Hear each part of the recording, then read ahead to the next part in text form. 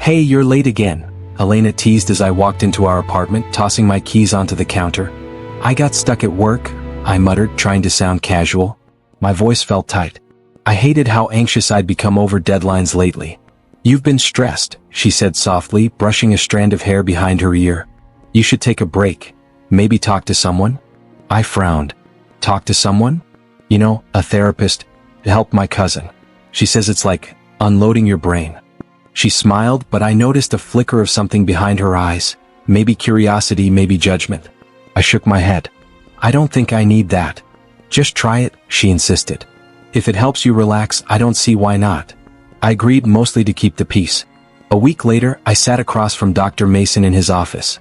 The room smelled faintly of coffee and old books. He was calm, confident, with a warm smile that made it hard to feel tense. So what brings you here? He asked, leaning back. I've been stressed. Work life. I can't sleep sometimes, I admitted. My hands twitched on my knees. That's normal, he said. Tell me more. I don't know. I feel like everything's slipping, but I don't want to bother anyone with it. You're not bothering anyone, he said gently. This is exactly what therapy is for. To have a safe space where you can just be honest. I nodded. Something about his voice was soothing, almost magnetic. I felt a little weight lift off my chest. At home, Elena asked, So, how was your session? It was fine, I said, trying to sound neutral. He's easy to talk to. You like him? She teased. Be careful. Don't spill all your secrets. I laughed, though the joke felt off. I think he actually wants me to. Elena tilted her head. Just don't get too close to him. Therapists can't be your friends. I know, I said, though a small part of me wondered if I could trust anyone completely anymore.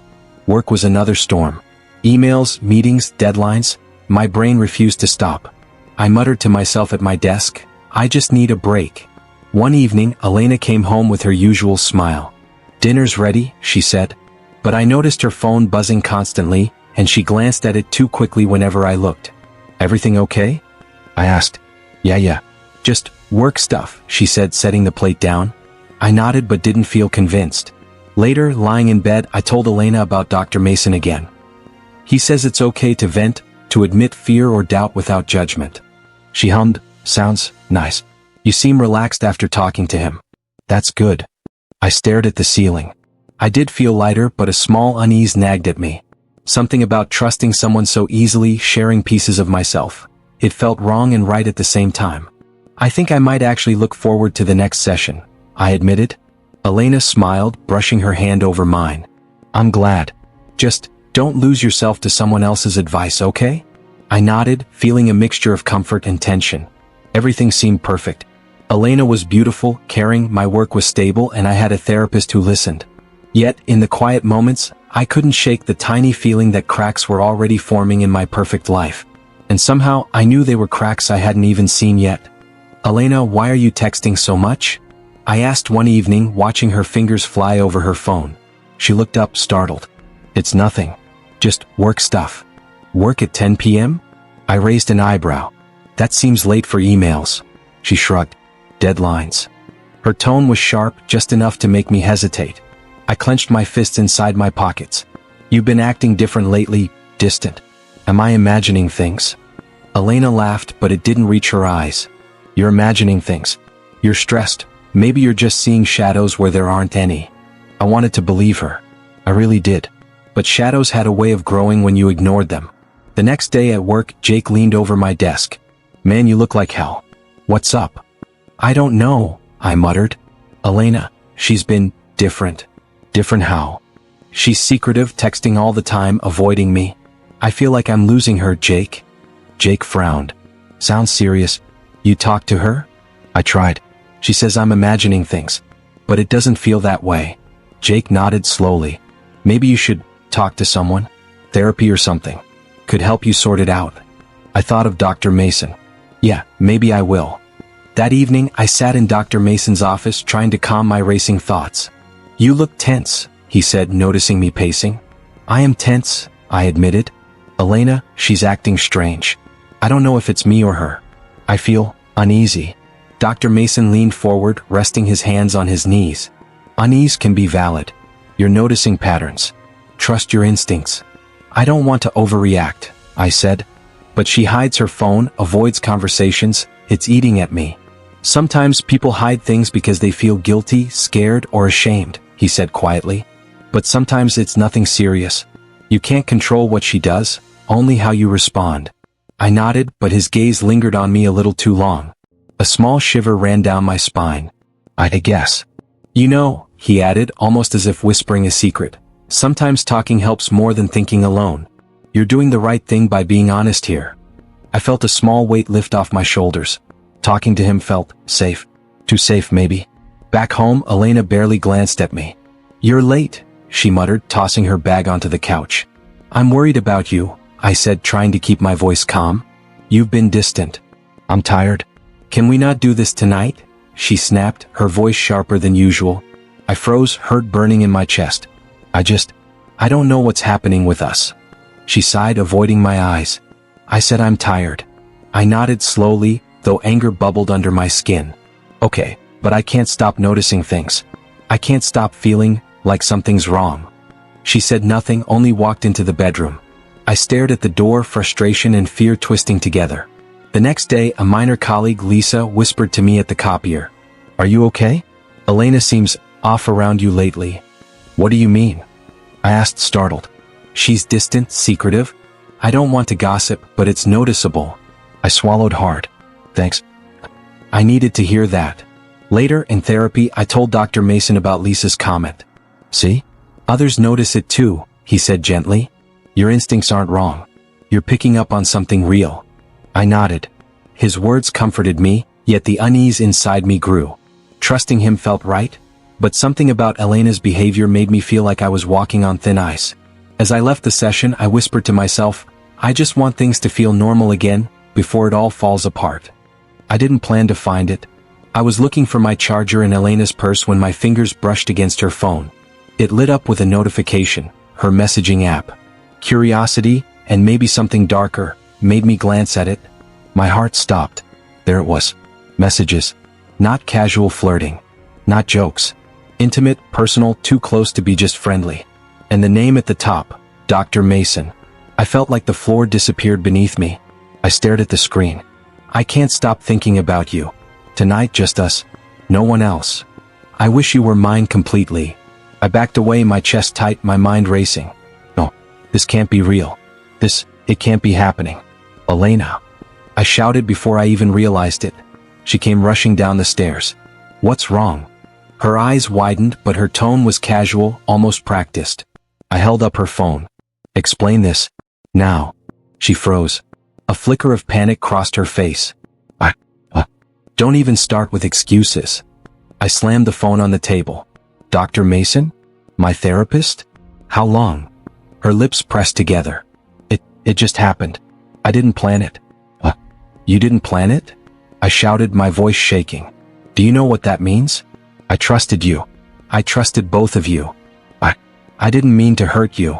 Her voice cracked, but it didn't reach her eyes. She sounded scared, but for herself, not me. Not mean to hurt me? I laughed bitterly, feeling rage pulse through me. You slept with my therapist while I was spilling my soul to him. My therapist. Do you have any idea how sick that is? It wasn't planned. It just happened. She stepped closer, hands trembling. Just happened. I shook my head, fury burning. That's your excuse? That's your reason for destroying everything we had? Elena's eyes watered, but her expression was cold underneath. You don't understand. I needed someone to listen. You were distant. You didn't see me. I laughed, hollow and harsh. Distant? You think that excuse is sleeping with him? That's selfish. Pure selfishness. I was lonely, she snapped. I needed something. You were always working, always stressed. He made me feel. Feel what? I interrupted, voice breaking. Like a traitor? Like I'm not enough? That's how I feel. Betrayed. Disgusted. I can't believe I didn't see it coming. She took a shaky breath. I didn't want to hurt you. But you did. I shouted, my hands trembling. You ruined my life. My trust. My everything. I told him everything. Everything. And you, I pointed at her, used it against me. Elena's face fell. I didn't know it would get this bad. You didn't know? My voice went low, deadly. You didn't know it would destroy me? I'm sorry, she whispered. Sorry? I laughed, a short, bitter sound. Sorry doesn't fix betrayal. Sorry doesn't fix lies whispered behind my back. Sorry doesn't erase you with him. Her eyes glistened with tears now, but the cold detachment lingered. I can't take it back. I felt my knees weaken. Rage, heartbreak, disbelief collided inside me. My mind raced, trying to make sense of this nightmare. How could they? How could she? How could him? I trusted you. I trusted you both. And you destroyed it. Do you even understand what that means? My voice was hoarse. I didn't think, she admitted finally, voice quiet. Didn't think? I shouted, pacing. You didn't think about me. About us. About the life we were supposed to have. She looked down, silent. I didn't wait for more excuses. Her guilt was useless. My trust had been shattered into pieces too small to pick up. I grabbed my jacket. I need air. I can't be here. Elena, she called after me, but I didn't turn. Outside, the night felt suffocating yet alive. I couldn't breathe. I couldn't think. My anger and heartbreak tangled into a knot in my chest. Every word I had shared in therapy, every fear I had confessed, had been violated. And the one person I thought could help me had joined the betrayal. I pressed my hands to my face. My thoughts spun. How long? How long have they been lying to me? How could I have been so blind? And beneath the storm of rage, a small, terrifying thought crept in. I will make them pay. I don't know how yet, but they will regret this. I felt hollow, shattered, and alive with a dangerous clarity. The life I thought I had was gone. I barely remember the last time I ate. Dinner sits untouched on the table, growing cold while I stare at the floor. The apartment is quiet, but my mind screams. Elena. Dr. Mason. Every memory burns, twisting inside me. A knock at the door breaks the silence. Hey, you in there? Jake's voice is soft but firm. I'm not hungry, I mutter without looking up. Yeah, I figured. Mind if I come in? I groan and shuffle to the door. Jake steps inside, eyes scanning the apartment. Man, you've been disappearing. Not answering texts, barely eating. This isn't you. I don't care, I say, collapsing onto the couch. I can't care right now. Everything's ruined. Everything? He asks, sitting across from me. Come on, talk to me. What happened? I swallow hard. Elena. Mason. My therapist. They were together. Jake blinks. Together? What do you mean? I pause, unable to finish. I trusted them. I told him everything, Jake. And she used it against me. Jake leans back. Damn, man. That's messed up. I'm sorry. I don't want your sympathy, I snap. I want my life back. I want them gone from it. I don't even know what I want. Jake hesitates. You want revenge? I laugh bitterly. I don't know if I want revenge. I just can't stop thinking about it. I keep replaying everything in my head. Their smiles, their lies, it's like poison. You can't let it eat you alive, he says, voice low. I know it hurts, but shutting everyone out, that won't fix it. I can't see straight, Jake. I shout. I can't sleep. I can't eat. I wake up thinking about them together. I wake up hating myself for trusting them. Jake leans forward. Then let it out. Talk to me. Cry if you have to. But don't disappear into this pit. You'll lose yourself if you do. I bury my face in my hands. I feel hollow, angry, betrayed, but also afraid. What if I lose my mind thinking about it all? You won't, Jake says gently. You're stronger than this. But you need to start somewhere. Even small steps. Eating, sleeping, talking. I shake my head. Small steps feel impossible.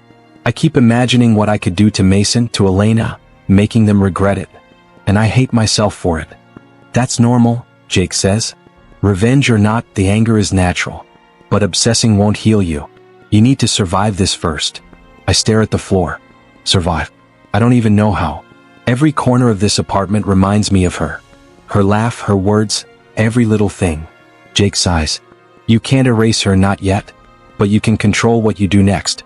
Don't make choices out of rage, man. Just breathe. One step at a time.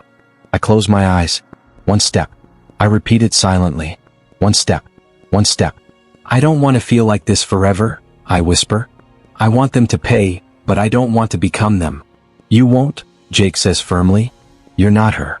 You're not him. You. And I'll help you stay that way. I look up at him, tears threatening. Thanks, Jake. I don't know what I'd do without you right now. You'll never have to find out, he says, clapping me on the shoulder. But you have to let me in. Don't shut the world out completely. I nod, though I feel the weight in my chest hasn't lifted. It's still there, gnawing at me, twisting my thoughts into dark corners. I think about revenge again, about Mason's smug face, Elena's cold eyes. And I know, somewhere inside me, a plan is forming, born from rage and heartbreak. But for now, survival comes first. One step at a time. I don't want to feel weak anymore, I said, staring at the table between me and Jake. He studied my face. You don't look weak. You look like someone who's been pushed too far. I replied. And now I keep asking myself one question. What question? He asked. How do I make this stop? My voice was steady, but my hands weren't.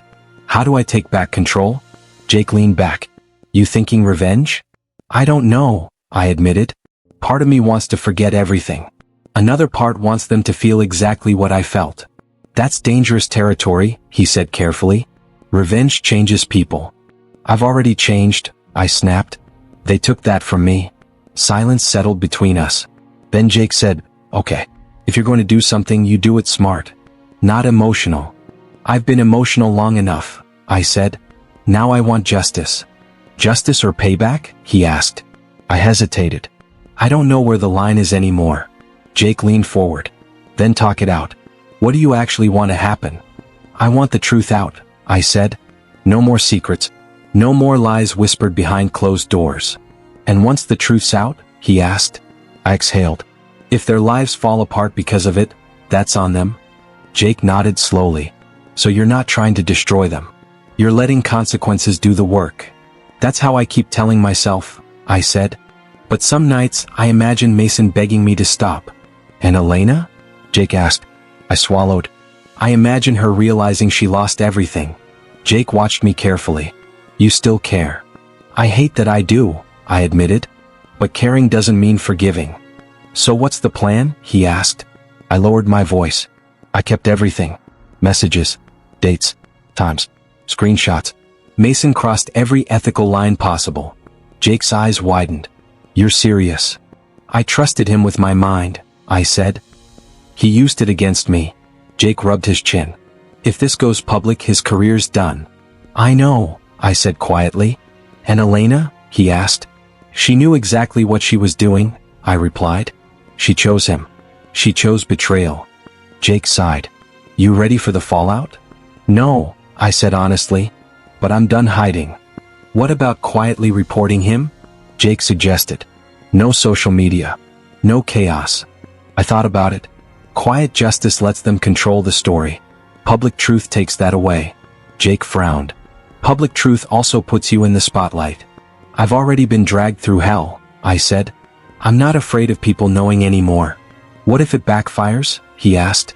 What if they lie? They already did, I said. And I have proof. Jake leaned back. You sound calm. I am, I said. For the first time since it happened. That scares me a little, he admitted. It scares me too, I said. Because calm means I've decided. Jake looked at me. Once you do this, there's no undo button. I know, I said. But neither did they. We sat in silence again. My mind replayed therapy sessions, confessions, trust handed over like glass. I felt anger, but it was sharper now. Focused. Promise me something, Jake said. What? I asked. Don't lose yourself chasing them, he said. Make sure you're doing this for closure, not obsession. I nodded. If I cross that line, stop me. I will, he said. But you need to be ready. This could go viral. I gave a humorless smile. So did their lies. Jake stood. All right. Then we do this clean. Organized. Controlled. Controlled, I repeated. That's the word. He paused at the door. You sure about this? I looked at my reflection in the dark screen of my phone. Tired eyes. Sharper jaw. Someone new staring back. I didn't choose this war, I said. But I choose how it ends. Jake nodded once. Then let's make sure the truth speaks louder than revenge. As the door closed behind him, I opened my laptop and stared at the evidence folder. My heart pounded, but my hands were steady. For the first time, I wasn't falling apart. I was preparing. I took a deep breath and clicked send. The folder with all the messages, screenshots, and session recordings went live. My heart pounded, but my hands were steady. Are you sure about this? Jake's voice was tight over the phone. I've never been more sure, I said. It's time they face the consequences. Just remember it's going public. People will see everything. I know. Within minutes, my phone buzzed. Notifications flooded in, retweets, shares, messages. The betrayal wasn't just mine anymore. It was everyone's to see. Elena called immediately. What did you do? Her voice trembled, but it was sharp underneath. I told the truth, I said calmly. People deserve to know. You can't, she shouted. You'll ruin me. He'll ruin me. He already ruined me, I replied. And now the truth is out. You can't change that. Elena's voice dropped. Please? I didn't mean for it to get this far. You didn't mean? I laughed bitterly. You slept with my therapist while I poured my soul out to him. You did mean it? That's why you lied. I was confused. Confused doesn't erase betrayal. I cut her off. Confused doesn't fix lies. Confused doesn't undo what you did. There was silence on the line. I imagined her sitting in her apartment, staring at her phone, realizing the world knew. And then another call. Dr. Mason. His usual calm tone was gone. Panic had replaced it. You can't post that, he stammered. I can, I said. And I just did. He ran his hand through his hair. Do you know what you're doing? You're destroying lives. You destroyed mine, I replied. You took everything I trusted and used it against me. I didn't think. You didn't think? I repeated, my voice low, dangerous. You're supposed to be a professional. People trusted you. I trusted you. And you betrayed me. I'll fix it, he said quickly. I'll explain. I can. No. There's no fixing this, I interrupted. The truth is out and now everyone knows. Every unethical session, every boundary crossed, it's all visible. You'll regret this, he shouted. Maybe, I said. But I already regret trusting you. I won't regret showing the world what you did. The notifications kept coming. Comments, screenshots, angry messages, some supportive messages. Every post was a reminder of betrayal, and now the scales had shifted. Elena texted again. Please, take it down. I can't handle this. I stared at her words. My thumb hovered over the screen. Part of me wanted to relent, wanted to spare her, wanted to feel mercy. But I didn't. I can't, I typed. You made your choices. Now you face the consequences. A few minutes later, her calls came. I ignored them. Each ring felt like a drumbeat, a countdown to justice. Then another message from Dr. Mason. You'll ruin me. You already ruined yourself, I whispered. I felt a strange mix of satisfaction and guilt. Satisfaction because they were facing the fallout they earned. Guilt because watching it happen, it was intoxicating but also darker than I expected. Jake texted, Are you okay? I typed back, Yeah, I think. It's over, mostly. I couldn't stop thinking about the look on their faces when they realized everyone knew. The whispers in their offices, the stares of colleagues, the humiliation. My mind replayed every moment of betrayal, and now it was their turn. The chaos was immediate. Social media exploded. People shared screenshots, news outlets picked it up, hashtags trended. Comments poured in about Dr. Mason's ethics, Elena's betrayal.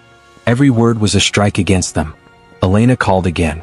Please, stop. I can't take it. You should have thought of that before, I said. You're cruel, she said, tears breaking through. I'm not cruel, I replied. I'm giving you the consequences you earned. Dr. Mason sent a text. How could you do this? I trusted you.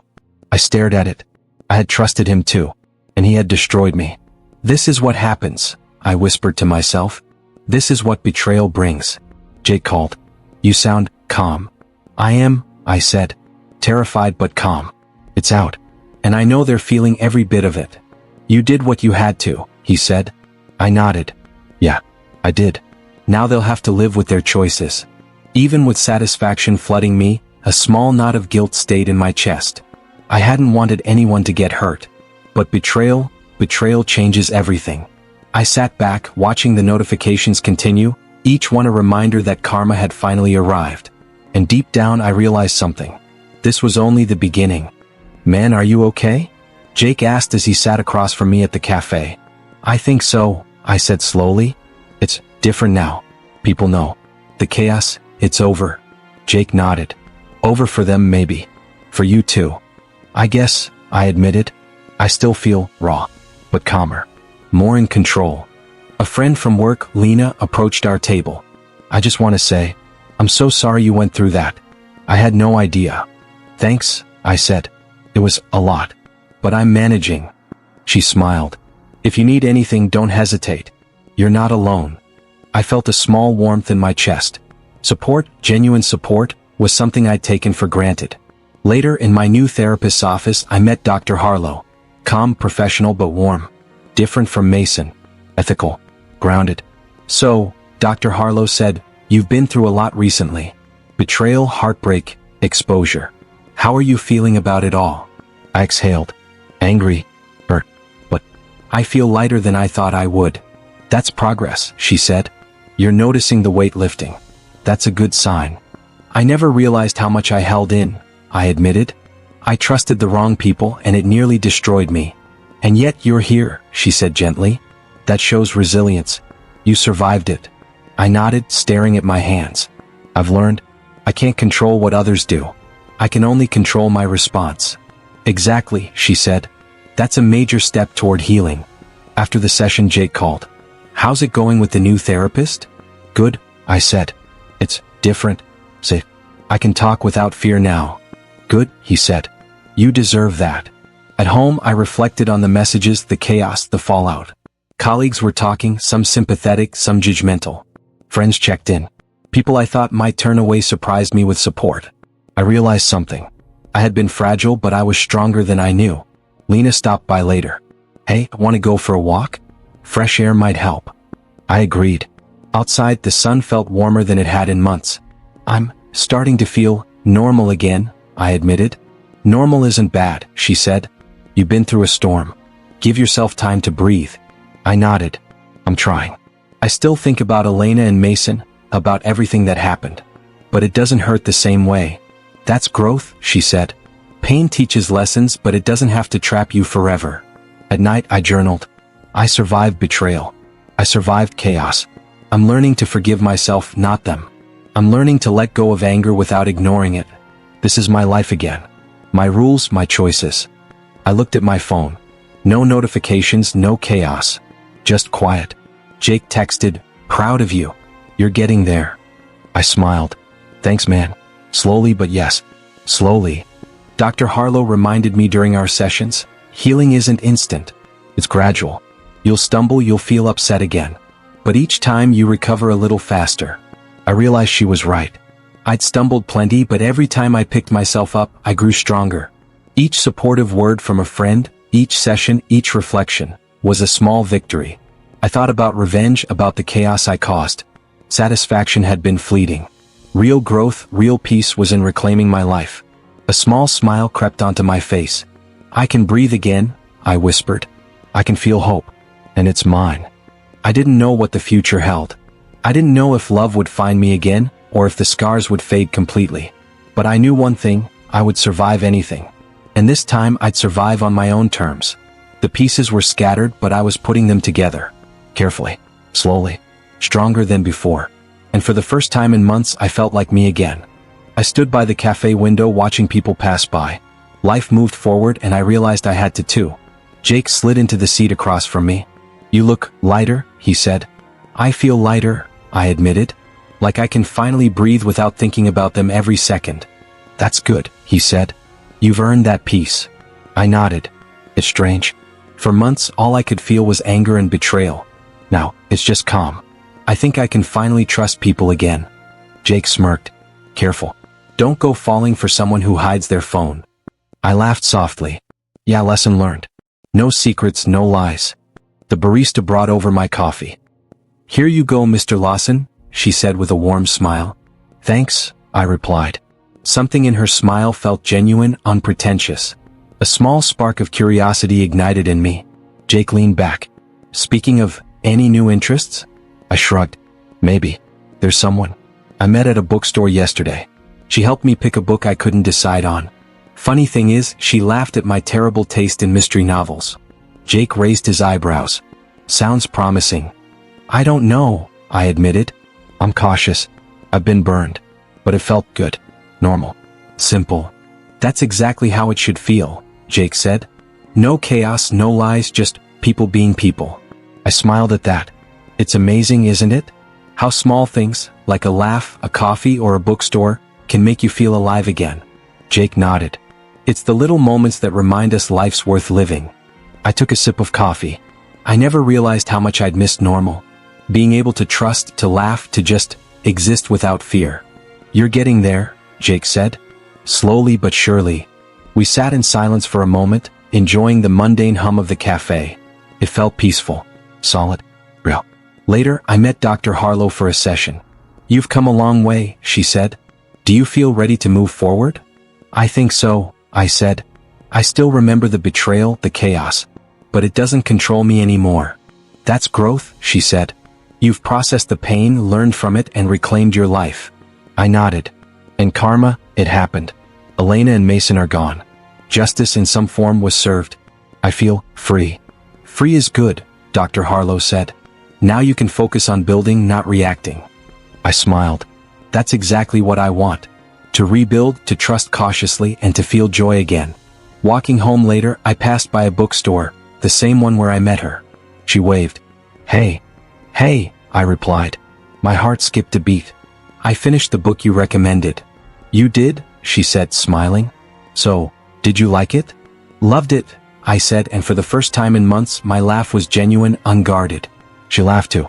Maybe we can pick the next one together? I'd like that, I said. And I meant it. That night, I sat by my window looking at the city lights. Memories of betrayal floated past me, but they didn't sting anymore. I had survived. I had learned. I had grown. I whispered to myself, I'm finally moving on. On my own terms. No calls from Elena. No messages from Mason. Just quiet. Just life. And for the first time, I felt a cautious hope. Life could be kind again. People could be good again. And maybe, just maybe, I could love again. I closed my eyes, feeling the weight lift completely. I had rebuilt my life from the wreckage. Stronger, wiser, and whole.